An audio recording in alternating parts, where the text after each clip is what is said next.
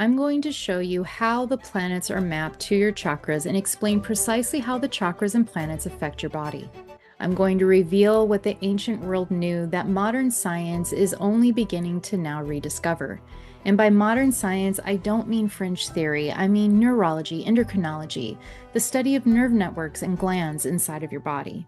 And when you understand all three layers, the planet above, the neural plexus within, and the gland at the core, you'll stop guessing at healing and start working with an architecture that was always there. Welcome to Be the Whole You. I'm Gulveg, body psychologist, intuitive coach, holistic guide, and your fellow traveler. This is where metaphysics meets the nervous system and where ancient wisdom gets grounded in practical application. You didn't find this channel by accident. Welcome home. Now, to understand why this matters, it's really important for us to understand what we're actually talking about when we talk about a chakra. Because for most of us, the word chakra calls upon a mental image of a glowing wheel, a color, maybe a symbol. And that's not wrong, but it's vastly incomplete. A chakra is not simply floating above the body, it's overlaid through your energetic field and your physical body. And it maps to a physical nerve plexus, a bundle of neurons that fire and communicate and respond to stress and safety. And it also corresponds to a gland that produces hormones. This is real chemistry, real biology. Astrology is the study of the algorithm of life. And when this algorithm changes, the themes that we associate with the planets, Saturn's heaviness, the moon's tides, Venus's desire for connection, Mercury's speed of thought, they affect the correlating chakra the most. And these chakras then affect our physical body and emotional well-being via these neural plexus sites. The correspondence is so precise, it can't be accidental. Many of us have been taught to see energy healing and physical health as separate. Chakras over here, the nervous system over there. Astrology in the sky, biology in the body.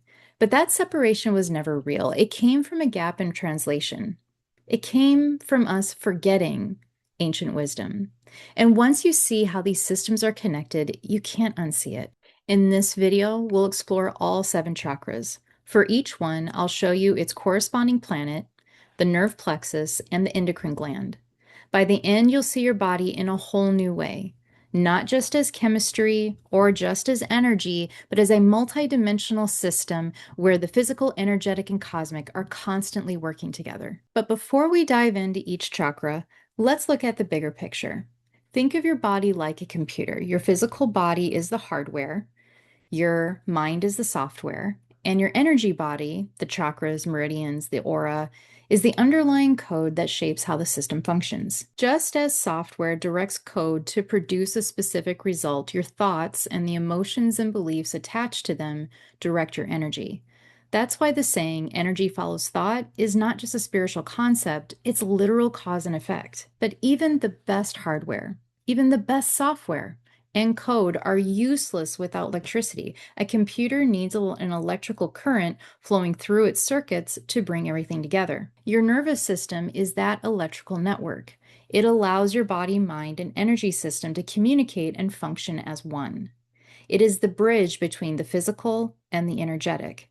This is why nervous system regulation is so important. It determines how consistently and coherently that signal is carried. Each chakra operates at a different frequency. As you move up the spine, the chakra mirrors the visible color spectrum, from red at the base, operating at a lower frequency, to violet at the crown. Lower and higher frequency aren't better or worse. Just as a symphony needs both the deep bass and the high notes to create harmony, we need every chakra working together at the frequency that it is designed for. Each chakra also represents a different octave of consciousness, influencing specific themes, beliefs, emotions, and areas of life. When these frequencies are balanced, they create a more coherent and integrated expression of who you are. All right. So now let's take a look at the specifics of each chakra. Let's start at the base, the root chakra. In Sanskrit, it is known as Muladhara. The root chakra is associated with both Saturn and the planet Earth. And if you know anything about Saturn, you might be guessing why. Saturn is the planet of structure. of discipline, of limits and boundaries, and the weight of responsibility. It is associated with the concept of time itself. And because a time-bound reality is the structure that governs our lives, regardless of how you measure it, it is associated with mortality, of everything having a beginning and end. This is where the planet Saturn is related to the root chakra's program of survival. In astrology, Saturn transits are the moments life demands us to grow up. They're sobering, they're heavy. Astrologers make a big deal out of a Saturn return for a reason, because when Saturn comes back around, you feel it. It will test your foundations, bring endings, and restructure new beginnings from the pieces left behind. The root chakra is also associated with both the element of Earth and planet Earth itself. And this double association matters because the root chakra is fundamentally about our relationship to the ground, to safety, and to whether we feel like we're being held by the world or like we're falling through it. Now, here's where the theoretical becomes tangible. The root chakra is overlaid on the coccygeal plexus, the bundle of nerves at the very base of the spine, right behind the tailbone, and it governs the adrenal glands. The adrenals produce cortisol. They produce adrenaline. They are the body's stress response headquarters. When you feel unsafe, when you feel ungrounded, untethered, like your foundation is dropping out, that is not just a metaphor. Your coccygeal plexus is firing. Your adrenals are dumping cortisol into your bloodstream. Saturn's heaviness is meeting your body's chemical alarm system. And here's the thing about Saturn's energy. It doesn't ask for permission. It arrives, it weighs, it restructures, and this restructuring can often feel like it threatens our survival. When Saturn transits into a hard aspect in our birth charts, it often tests things like our finances, our careers, and the relationships that we rely on for a feeling of security. And if your root chakra is already depleted, if your nervous system is already in a chronic state of stress, that transit will land in a body that has no reserves left to meet it. When we talk about grounding the root chakra, we're not just talking about visualizing the color red. We're signaling to the body, and especially the adrenal glands, that it's safe to relax. Just as an electrical system needs grounding to stay stable and prevent overload, your nervous system needs grounding to regulate its energy and keep your body, mind, and energy working together. Science describes the same process in different language. When you relax, the body brings your attention to the present moment. You shift out of fight and flight. And as your nervous system starts to settle, the parts of the brain responsible for clear thinking, creativity, and decision-making come back online. Knowing how to ground the nervous system is the single most important thing we can do to protect our health and well-being through difficult times and to be able to access creative solutions and helpful synchronicities to life's most challenging problems. Now, moving on up to the Sacral Chakra, known as Svadhisthana. The planets that govern this chakra are the Moon and Pluto. As you probably know, the moon governs tides. In esoteric traditions, the moon is associated with water, which is associated with emotion and our inner world. The moon pulls on the ocean, and it pulls on us. It governs the rhythms that we can't control, our mood, our instinct, and desire that arrives organically on its own. The word emotion comes from the Latin word emote, which means to move. Emotions move us, and they affect our water element. When you feel strongly, you may cry. When you're angry, your blood is said to boil. When you get scared, it makes you want to urinate. And where does the sacral chakra land in the body? In the sacral neural plexus, the nerve network that sits in the lower abdomen below the navel. And it's associated with the reproductive glands, the ovaries, and the testes. It is associated with both our reproductive system and our urinary tract. The mapping is so precise it's almost undeniable. The moon governs cycles. The reproductive glands operate in cycles. The moon governs the unconscious pull towards creation, and the sacral chakra is the seat of creative life force. Not just reproductive creation, but the desire to make something where nothing was before. And the sacral plexus, that nerve bundle governs pelvic organs. It also governs elimination and the physical process of flow and release. Pluto is the planet of death, birth, and transformation. It is the god of the underworld, which is associated with the subconscious aspect of what drives us in the sacral chakra. Emotions cause us to experience duality, the pain and pleasure associated with the death and rebirth cycle, and how we choose to navigate this duality is what transforms us and our lives. So when someone is creatively blocked, when the sacral chakra is stagnant, what we're actually looking at here is a moon that can't move, a tide that can't turn, perhaps a denial of what is being held subconsciously. And in the body, that shows up as general stiffness, urinary tract, or reproductive system issues. On the Pluto side, in our lives, the sacral chakra being stagnant, stuck, or even hyperactive often shows up as projecting our subconscious wounds onto others or repeating same unhelpful patterns over and over again until we have excavated and healed these repressed parts of ourselves. If the root chakra is about whether you feel safe to exist, the sacral chakra is about whether you feel safe to feel. And both of these questions are being asked and answered inside your body every single day.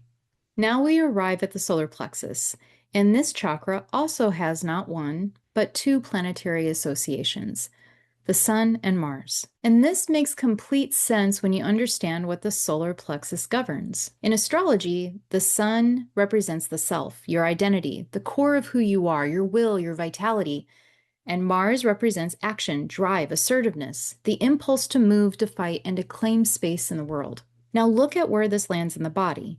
The solar neural plexus sits right behind the stomach, radiating outward like a sun. It's the largest nerve network in the abdominal cavity, and it's associated with the spleen. The spleen filters blood. It manages immune function, and in many traditional systems, the spleen is directly tied to energy production. In other words, to how much life force you have available to metabolize the demands of being alive. It is associated with the digestive system, where we don't just digest food, but all of life's experiences. This is the chakra of personal power, of I can, of agency. And when the solar plexus is balanced, you feel capable. You feel like you have the right to take up space. But when it's depleted, when the sun is dimmed and Mars has no fuel, you feel small, powerless, like life is happening to you instead of through you. Now, many of us have been conditioned, especially if you identify as an empath or a highly sensitive person, to dim our own sun, to believe that claiming power is selfish, that wanting things is greedy. And what happens to the body when you consistently suppress your will? Your solar neural plexus tightens, your digestion suffers, your energy crashes, because you are literally choking off the nerve center that fuels your vitality. But if this center is excessive, a person will be egotistical, may have a short temper, or allow assertiveness to become aggression. In the root chakra, we ground into the here and now. In the sacral, we find desire that will move us. But it's the solar plexus where we decide to take action, to assert our will. Sun meets identity. Mars meets gut instincts. And the body, it keeps a score. Now, in the center of the chest, we find the heart chakra, Anahata, which is associated with Venus.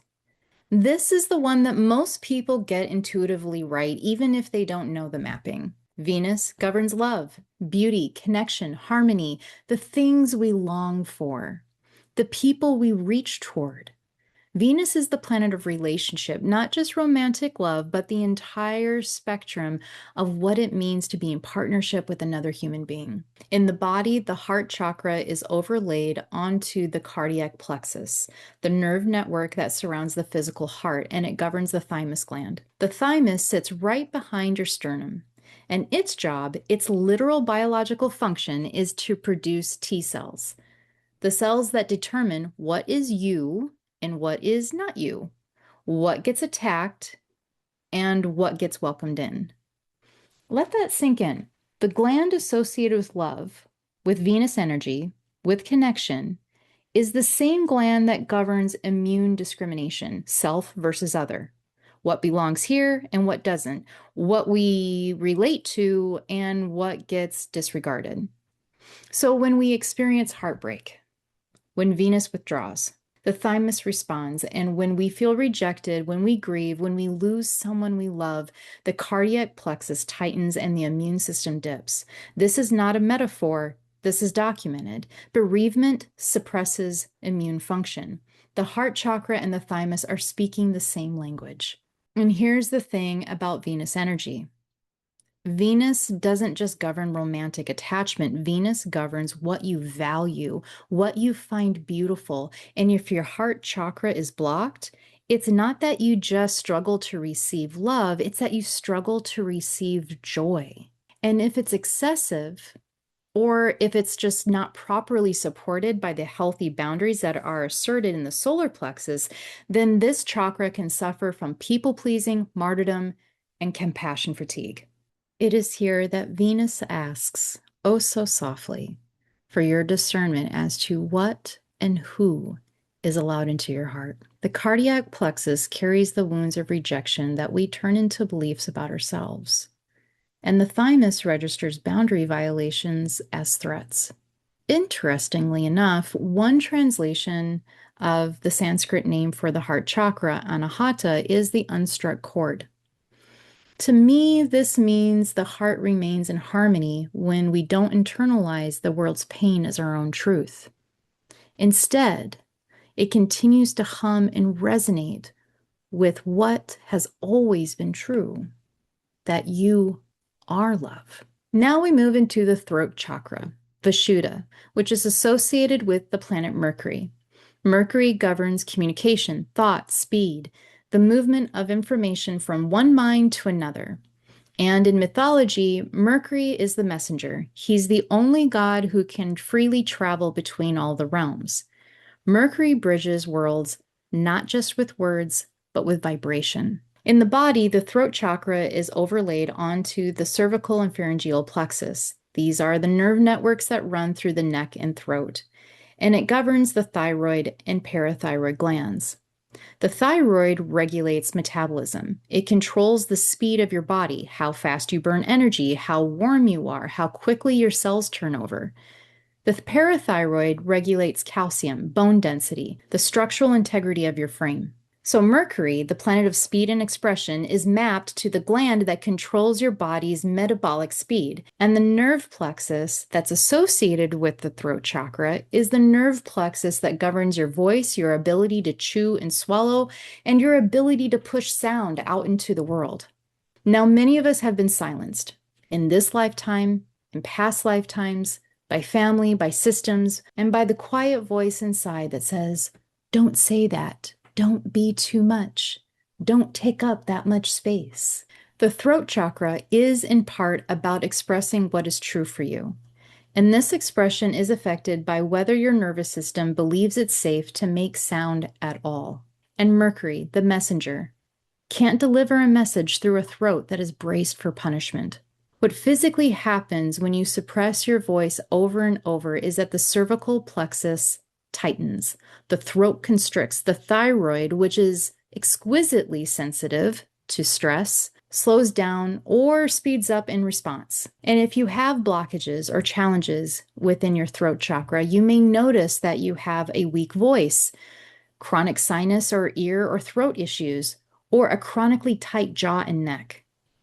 But wait, there's more, because the throat chakra is so much more multifaceted than most people know. Here's the thing that is seldom taught about the throat chakra. This isn't just about your voice and expressing yourself. The throat chakra in its corresponding cervical nerve plexus is also associated with the ears and how you resonate with your environment and with others. It tells you what resonates with your system and what doesn't. This is also the first gateway of discernment between truth and lies. When we tell a lie, or when we lie to ourselves, we compromise our entire vibration. And when we're forced, or when we force ourselves to stay in environments that don't align with us, this also compromises our entire energetic structure and ultimately leaves us less effective. The Sanskrit word for the throat chakra, Vishuddha, translates as the great purifier because of its ability to discern what resonates and to change our vibration based on how we interact with the world around us. Ever felt that lump in your throat when you were holding back tears or when you were holding back something that you really wanted to say? That's an example of what it feels like when energy is not allowed to flow through and be processed through this center. Many say that the sacral chakra is where we create, but this again is a gap in translation. The sacral chakra is where we create babies and where the desire is planted that will move us to express, but where the expression actually takes place is the throat. And this isn't just limited to talking. Any kind of expression, art, dance, the last TikTok video you posted are all under the direction of this chakra. So with that being said, here's an invitation. What would it feel like to unclench the jaw? To give the energy of Mercury permission to move through you? To let your thyroid settle into a rhythm that isn't dictated by fear? To acknowledge and to make decisions based on what naturally resonates with you? I'll share with you my experience of what happens. You stop resonating with all of the external vibrations that hijack your attention and energy, and you start radiating your own magnificent frequency. And if you want more info on how to radiate even among toxic influences and negative or energetically hungry people, watch my video on how to deal with energy vampires in the description below. And now we move up to the third eye chakra, Ajna, which is associated with Jupiter and Neptune. And this is a fascinating pair. Jupiter is the planet of expansion, of wisdom, of meaning making, and big picture understanding. Jupiter sees the pattern. Jupiter asks, what is it all for? Neptune is the planet of intuition, of dreams, of the veil between the worlds. Neptune dissolves boundaries. Neptune sees what the rational mind dismisses. Together, Jupiter and Neptune are the seer and mystic. Jupiter is the philosopher and Neptune is the oracle, and they map to the sympathetic nervous plexus, specifically the superior cervical ganglion. And they are associated with the pineal gland. The pineal gland produces melatonin. It regulates your sleep and wake cycles. Even though it sits deep inside the brain, it is light sensitive. Modern science has found that the pineal gland does, in fact, contain photoreceptors similar to those in your retina. It literally responds to light. Even more interesting is that in embryonic development, these three light-sensitive parts of the body, your two eyeballs and your pineal gland, originate from the same part of the embryonic structure.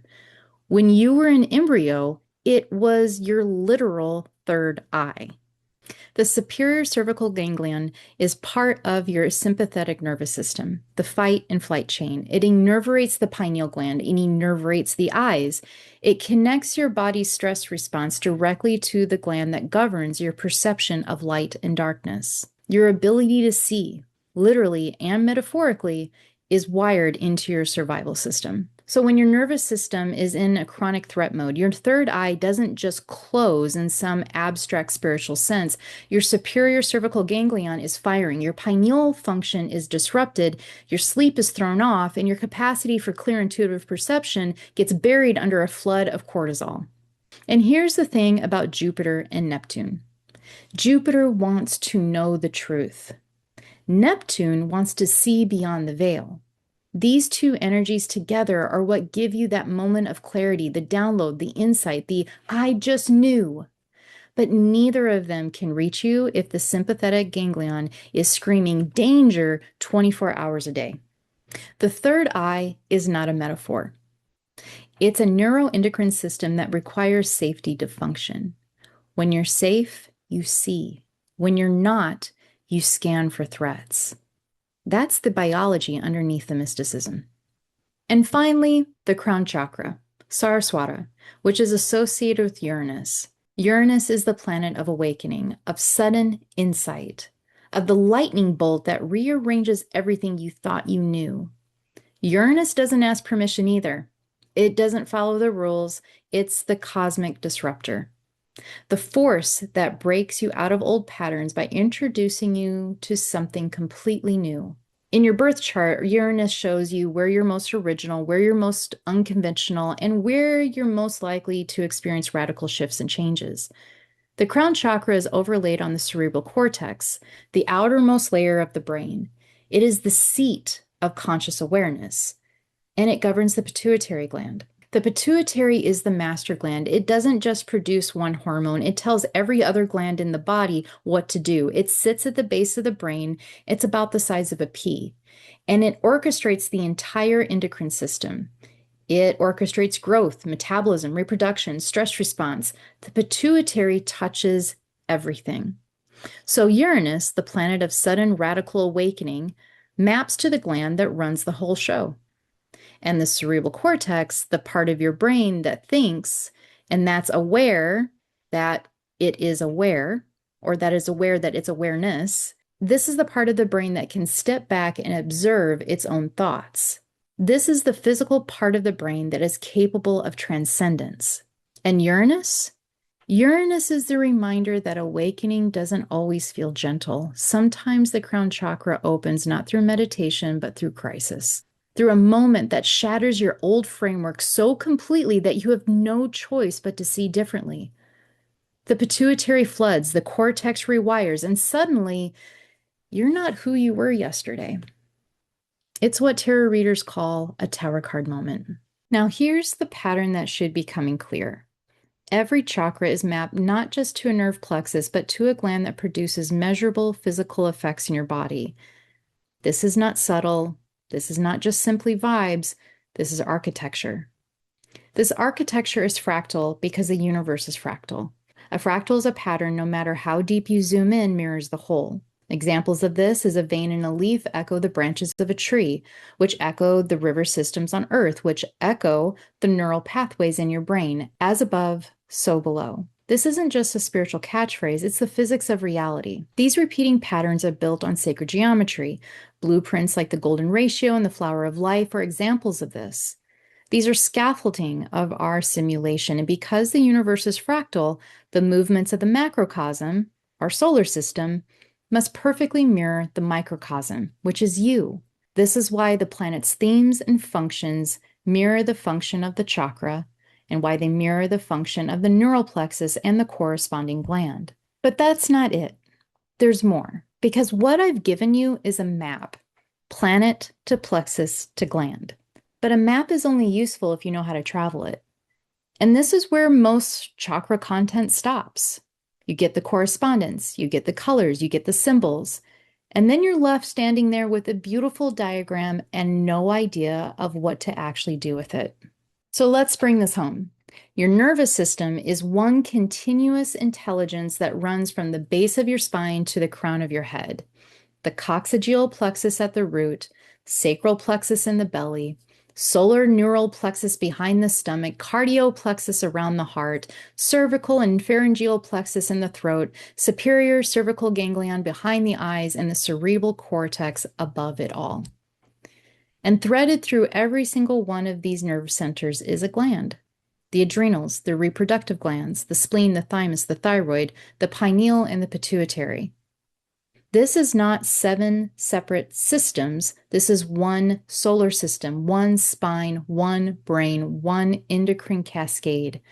When Saturn weighs on the root, the adrenals don't respond in isolation. The pituitary registers the stress and signals the thyroid, and the whole chain reacts. When you speak your truth through your throat, Mercury moves, and the vagus nerve, which runs through the cervical plexus, calms the heart and the gut simultaneously. You cannot heal one chakra in isolation. You cannot have a spiritual awakening that bypasses your nervous system. And you cannot regulate your nervous system without eventually touching every gland and every plexus from root to crown. Many of us have been trying to heal from top down, meditating our way out of a dysregulated body, or from bottom up, treating physical symptoms without addressing the underlying energetic architecture. But the ancient map knew something that we have forgotten. It knew that planet and plexus and gland are one conversation, that the cosmic and the somatic share the same spine. This is part 1 of a series where we're going to go deeper into each individual chakra, and I'll be sharing specific somatic practices for each one in the videos to come. And if these have been made, They will be in the description below, along with the link to join our community of truth seekers and get your complimentary access to the Starseed Survival Kit, which is a compilation of somatic and energetic tools that you can use in minutes to protect your sensitivity in a very loud world. This is not about waiting for someone to rescue us. This is about realizing the design was always complete. The map was always there. We just stopped reading all 3 layers at once. If you found this video enlightening, entertaining, useful in any way, it would be so very helpful, more than you can imagine, to click the like button, the bell icon, and subscribe so you don't miss future videos. And if you'd like to know how and why the planets affect us, then check out this next video on how astrology is the algorithm of the simulation we call life. Thank you all for joining me here today, folks. Be well, my friends. Bye-bye.